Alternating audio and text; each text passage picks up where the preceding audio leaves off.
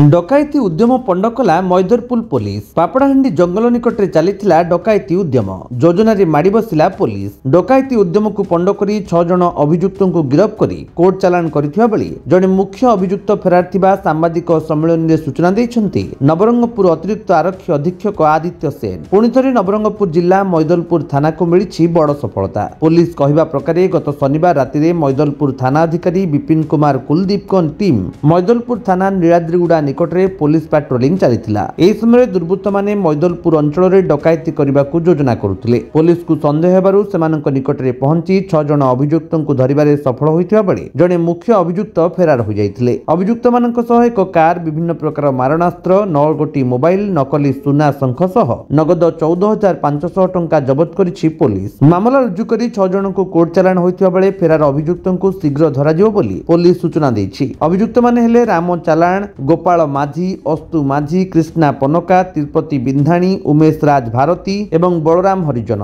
वर्तमान फेरार रहितबा पुलिस सूचना दैछन्ति। सांबादिक सम्मेलन में पापड़ाहांडी उपखंड आरक्षी अधिकारी सत्यजित कंडेलकल, आईआईसी विपिन कुमार कुलदीप, एएसआई कमललोचन नायक और लोकेश कुमार भोई और पुलिस कर्मचारी प्रमुख उपस्थित रहिथिले। नवरंगपुर गगन गंतायत को रिपोर्ट, विश्व विजयी न्यूज ओडिशा।